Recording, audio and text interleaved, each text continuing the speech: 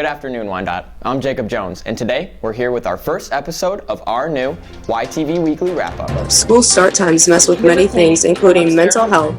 Is there anything we can do to change start times? Senior Brooks Blackledge gets into a car accident. Could his lack of sleep due to start times be a factor of this crash? And lastly, we'll take a look at how the clubs and teams around RHS have been doing this winter. All that and more on your WyTv Weekly Wrap-Up. The news you should know. Donald Trump has been re-elected as President of the United States. On his first day in office, he signed 20 executive orders on Inauguration Day, more than any other president in the past. Some of the main orders Trump has signed so far focus on immigration rights and deportations. President Trump has also stated interest in instating tariffs on many countries that the U.S. regularly trades with. Other orders Trump has signed have contained anti-renewable energy ideology, reduced rights of the transgender and LGBTQ+ populations, and healthcare affordability acts. He wants to rename the Gulf of Mexico to the Gulf of America, rename Mount Denali to Mount McKinley, and he has pardoned most of those involved in the January 6th Capitol riots. Additionally, President Trump has paused the TikTok ban for 75 more days to seek a potential American buyer. In sporting news, the Kansas City Chiefs and Philadelphia Eagles head to the Caesars Superdome to play for the Lombardi in Super Bowl 59. The Chiefs have gone to the Super Bowl for the past few years and have won 2 Super Bowls back-to-back and are looking to do what has never been done before and win 3 back-to-back. Although the Super Bowl is the most anticipated sporting event throughout the U.S., many believe that this Super Bowl is uninteresting and wanted to see other teams go head-to-head in the biggest game of the year. In local news, Southland Mall has recently been sold for $50 million to Greenwood Global, a private investment company based in Chicago. According to some sources, the owner of Greenwood Global says that their plan for the mall is for it to remain operative and increase mall visitors in the future. Over the past few years, the mall has struggled financially. In 2022, it was $65 million in debt and had many wondering what would happen in the future. Over the past years, many stores inside the mall have closed down and have left the building feeling empty and honestly a little dead. Southland is the closest mall to Downriver, with other larger malls being farther away, such as Somerset, 12 Oaks, and Great Lakes Crossing.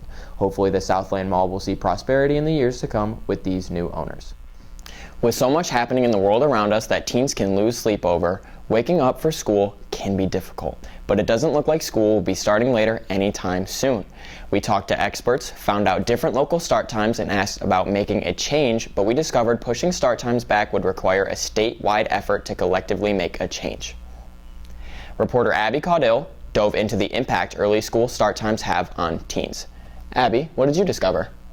Well, it all comes down to teens needing more sleep, and extra weekend sleep is not enough to make up for the lack of sleep teens are getting during the week. To a teenager's body, 7:15 a.m. is equivalent to 5:15 a.m. for an adult. According to the UCLA Health Organization, a teenager should average 9 hours of sleep each night, but are school start times making that possible?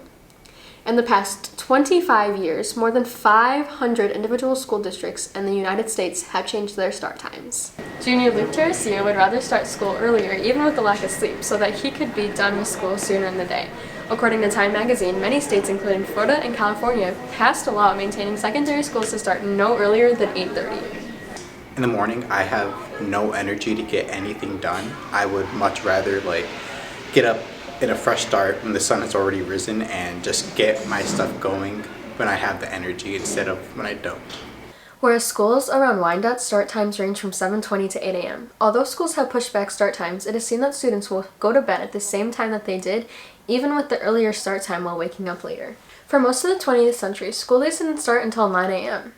One meta-analysis found that compared to schools that start between 8 and 8:29 and schools that start from 8:30 and 8:59, the students at the later starting school had a more positive mood, better mental health, better physical health, better attendance, better grades, and even fewer car crashes. A Riverview junior who starts school at 7:35 claims she would rather sleep in the morning so that she could be more awake during the day. But there are also negatives to later start time. All the things students do after school, such as games, clubs, and other activities, would have later start also. Knowing this, staff member Mrs. Moline prefers for school to stay same and start at 8. Many students try to make up for the sleep deficit. But even sleeping till noon on the weekends is not enough to make up for the sleep deficiency that you accumulate night after night during the school week. Ultimately, would that half an hour of extra sleep change anything? Not only know impact of the lack of sleep and how school start times affect sleep schedules, we can be thankful for our 8 a.m. start. What's up, RHS? As you know, we start school at 8 a.m., which is good if you like to sleep in, but is bad if you have an after-school job or after-school activities because we get out at 2:51. So I researched the start and end times of the schools in the Downriver League and some other local schools to see how they were handling this dilemma. I got this. Pause to read. Southgate's 7:20 start time is the earliest of the schools I researched. So I talked to Southgate student Carter McCutcheon.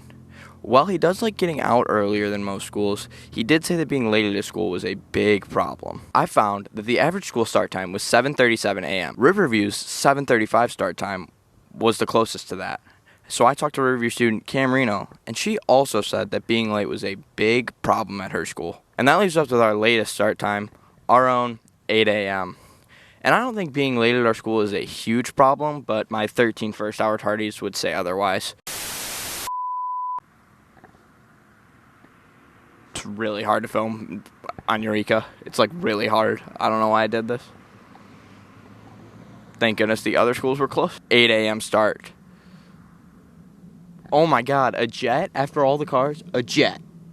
Dude, do you think school starts too early?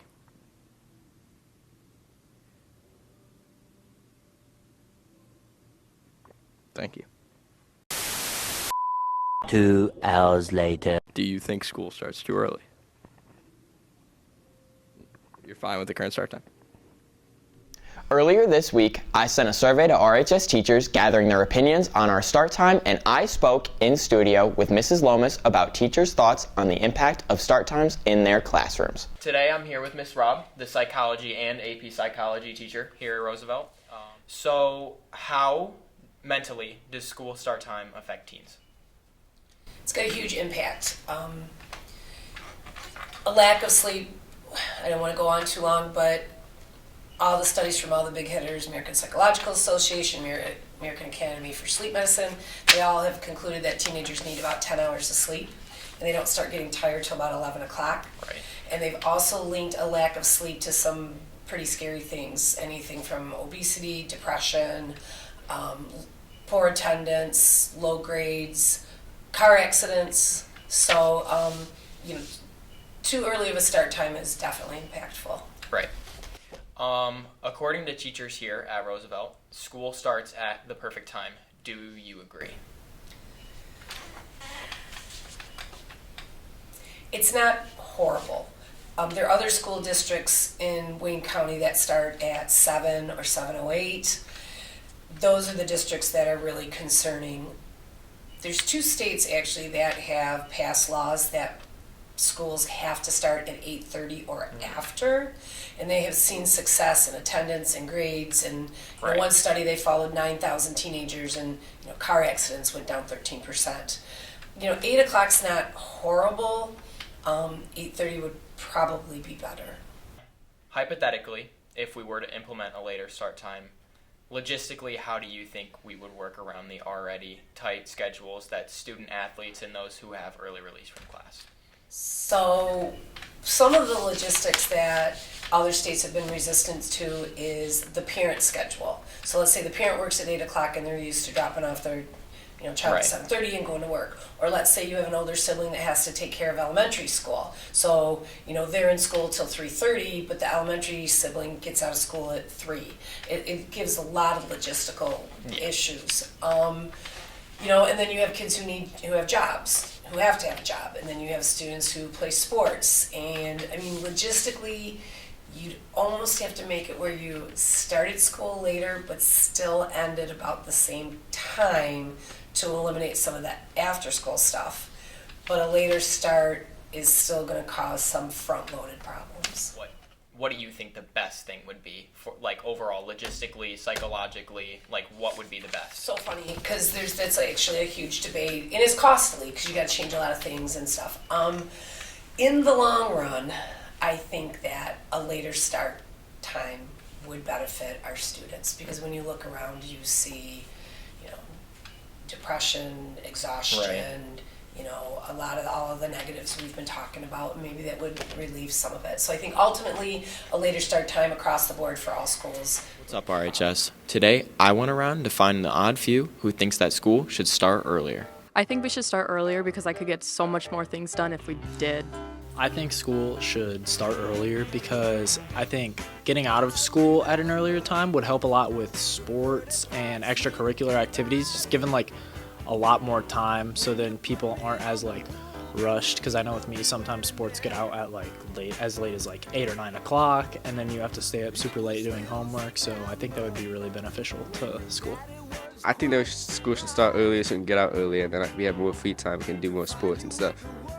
Starting school earlier would definitely be an issue for some, but to each their own. Today I'm here with Miss Lomas, and we are just going to get her rebuttals for other teachers' thoughts and ideas on the topic of school start time. Thanks for having me. Of course.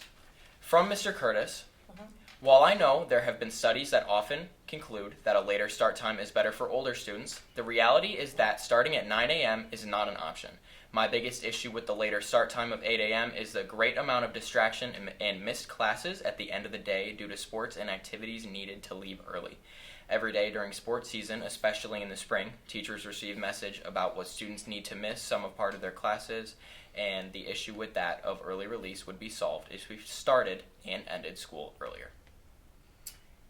I have to agree with a lot of that statement. To be honest with you, I'm one of those teachers who, when I get a 7th-hour prep period, I love it because especially in the spring, there are so many spring sports that leave early, and I don't have to worry about it then because I don't have students at that time. But it isn't just the sports and the sporting events and those kinds of things. It's also students with jobs, because in today's day and age, there are so many students that for a variety of reasons, they absolutely have to work. And in order for them to be able to balance school and maybe some homework and responsibilities at home and fit in going to a job, they have to be able to get there, let's say, no later than 4 o'clock. Right. This is from Ms. Patrick. Okay. This is a question that science has long studied and provided ample research on optimal learning times. 8 a.m. is too early. I favor an 8:30 or 9 a.m. start time with a homeroom for housekeeping, in quotation mark, duties, relationship building, breakfast, academic check-ins, announcements, etc. #revolution. I don't see the purpose of having a regular homeroom check-in. I would find that to be a waste of time. And I respect what she's saying and where the perspective that she might be offering, but honestly, we build relationships with our students. Good teachers build relationships with their students in the everyday classroom. Yeah. This one is from Ms. Guerrio. For students who play sports and frequently have early release because we have a start time later than most high schools, this is a problem. I think the building could have flexible start times where teachers who are able and willing could start a little earlier. Students who play sports could attend these earlier classes and naturally be done with their school day earlier. Now that is an interesting perspective I had never considered, nor did I think it would even be an option to allow people to be flexible. Right. I wouldn't be opposed to investigating that, because if it's an option, then it's something that I could either say, yes, I want to sign up for that, or no, I don't. And if that allows people, again, more flexibility and opportunity, I see nothing wrong with investigating it. Teachers have serious concerns about student performance. Students, on the other hand, seem just to want more sleep. Abby confirmed that last week. If you could pick what time school starts, what would it be? I think school should start at 9:30. 9 o'clock, because that gives people the time to wake up and actually want to get out, because personally I like to wake up at 7 and I'm supposed to leave my house at 7. I have to start at 12. I would want school to start never, because I don't like school. 10 a.m. Why? Because I get more time to sleep. What would you do in the morning if you had more time? I'd probably sleep in more. Alright, I would probably take more time getting ready in the morning. I would probably go to Tim Hortons and go get breakfast. I think I'd sleep in longer. I would sleep in longer. Some students see a positive of school starting at 8. A positive effect would be people could get more sleep. A good thing about waking up at 8, I'd say it keeps you on a good time schedule. Like maybe a weekend you wake up early. Get out sooner. It helps us get up early and prepares us for having to wake up early for work. While others believe there's a negative effect of school starting at 8. Would it be that school takes up most of the day? You wouldn't have that much free time afterwards. Well, we would have to stay longer for school. No one wants that. Like if it still ends the same classes would be less, so you don't learn as much. It could be that extends the school day, so some people have like sports and stuff and they would go linger on. When the weather is bad, things get even harder for students who are lacking sleep. Brooks Blackledge recently hit a parked car while in a hurry getting to school on time. What happened? Why did you do that? It was a rough morning, man. I don't know. Cars. It's not just a wonderful trilogy made by Pixar. Many RHS students drive them to school, which is clear if you've ever tried exiting the RHS student parking lot. Getting to school at 8 a.m. means students must get up a decent amount of time earlier in order to be on time to account for traffic and/or snowy roads and time to get ready. This can mean loss of sleep and in some cases sleep deprivation. And this is backed up.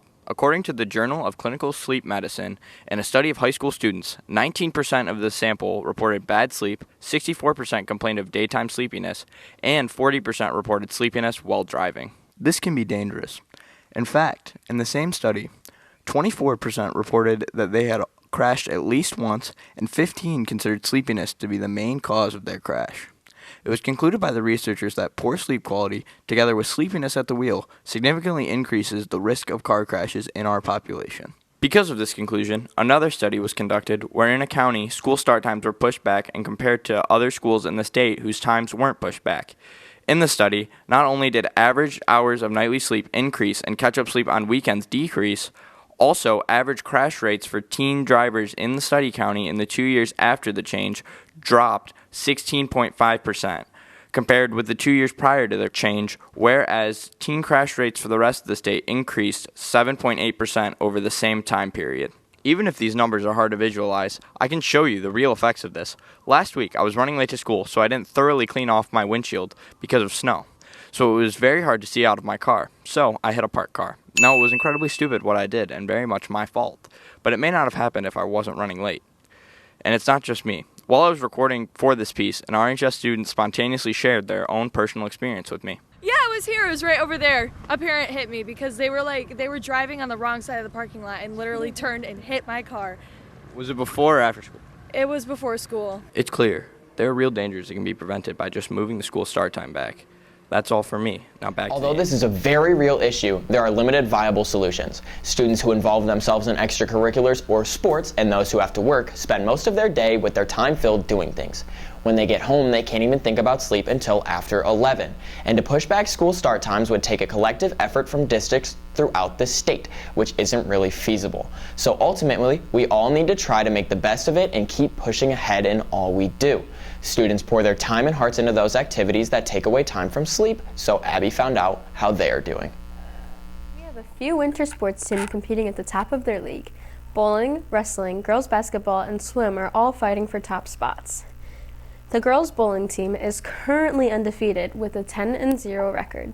Their top bowler is freshman Keegan McLean. Her bowling average is about 197. When it comes to wrestling, the team is 9-8.